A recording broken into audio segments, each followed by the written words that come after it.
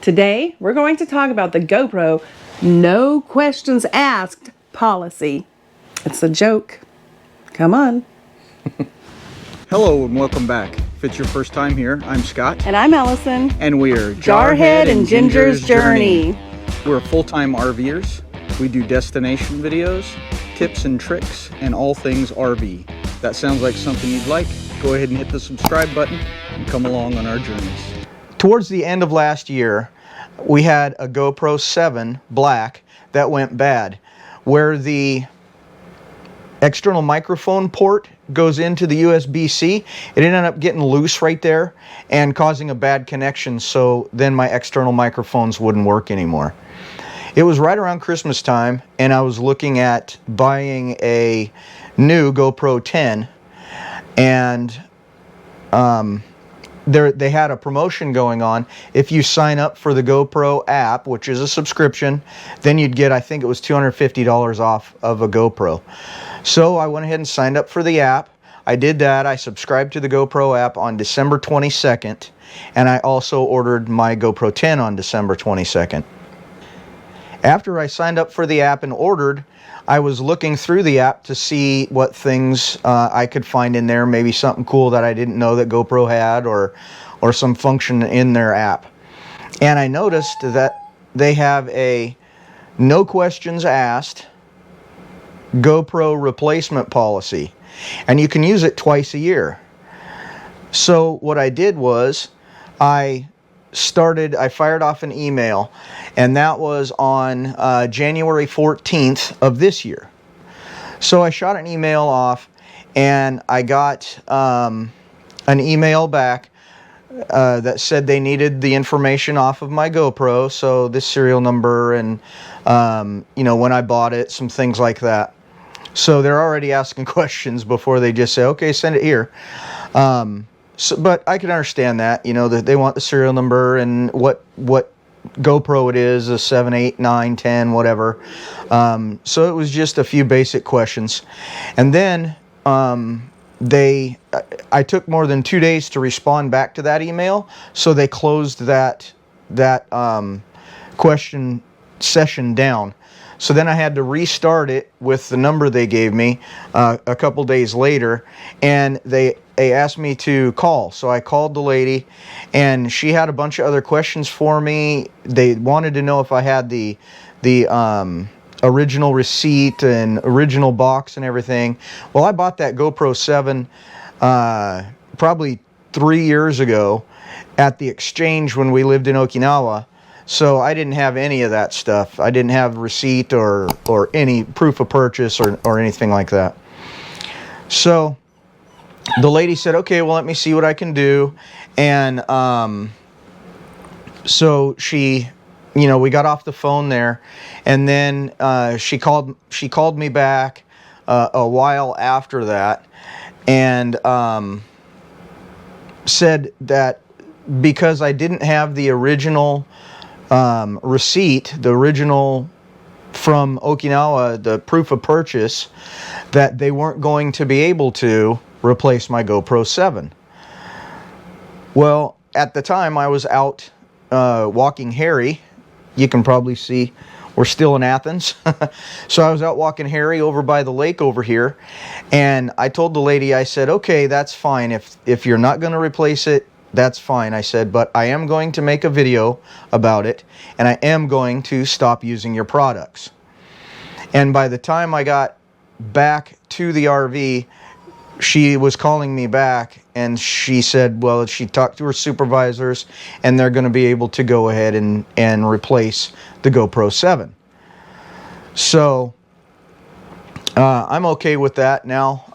Also, one thing they did have me do prior to calling was they had me go with the SD card and go online and download a file onto the SD card, then put it into the old GoPro 7 and update it that way, just to make sure that it was actually still not working. So that was all part of that process as well.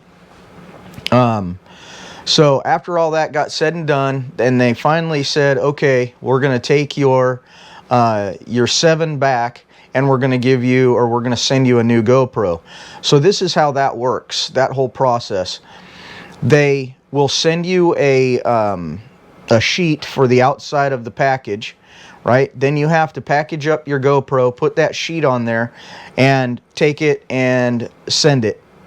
They do pay for shipping on that one, and you'll send it away to, I believe it went to California. Then after they receive it and verify it doesn't work, then they'll send you out your replacement camera. So that process took a couple of weeks. It wasn't too bad. And luckily I had already purchased the GoPro 10, so I had it, and it was operational while I waited on the 7 to come back. She also told me before I sent my 7 in that the GoPro 7 had already reached its end of life, so they didn't have any more on the shelves, and they were going to upgrade it to the GoPro 8, which is fine, great, no problem. The only thing I had to do was pay the replacement fee, and it was $69.99, and then they sent me the GoPro 8 in the mail here. So as far as the no questions asked policy, don't believe that. But what I would say is, if you are going to purchase a GoPro and you want to possibly use their no questions asked replacement, keep your proof of purchase, or keep the receipt, or take a picture of your receipt or something like that, so you can send it proof of purchase. I think it would have been a lot easier if I had that proof of purchase. So I just wish that GoPro would do their true no questions asked guarantee or replacement, and then you know, you wouldn't be so upset when you're trying to go through the process and they're asking you 10 or 15 questions and different emails and phone calls back and forth. So all that being said, would I do it again? The replacement process, I absolutely would do it again, because I went from having a junk GoPro 7 that wasn't going to work at all for audio, at least, to now I have a perfectly full functioning GoPro 8. Even though it took me, you know, a few days, a few emails, a few phone calls, a little frustration, I think in the end it worked out for the good for us. So yeah, definitely I would say I would do it again if I had another GoPro go bad. I don't know about Harry though. He just doesn't seem to be liking it much. So welcome back to Ginger. What did you think of the whole process of the GoPro no questions asked policy? I think if they're going to ask questions, they shouldn't call it no questions asked, because he wasn't a happy camper then. He was not pleased with that whole ordeal. But now that it's done and they were, you know, true to it, they kept their word, their written word, then I'm happy that we got not only the 7 that was broken, but they sent us an 8, because that was what they had available, and it's working great. It is, and now she has a camera that she can run around with while I'm using the 10 also. I think I'm probably going to change the 8 into our dash cam.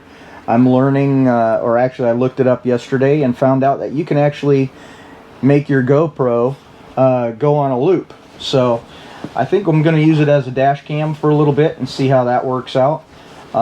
It's still the great GoPro footage, so we'll have this one for while we're driving down the road for Allison and I to vlog on, and then we'll have the other one just stationary inside the truck looking out the window, and we'll catch some good footage here and there for you guys off of that one as well. Or we could have a Harry cam. Harry, want to have a camera strapped to you and run around the campground? Harry cam. What do you think? I don't know about that. That's a little scary. Well, if you're still here, thanks for sticking around till the end. We'll see you next time on Jarhead and Ginger's Journey. Bye.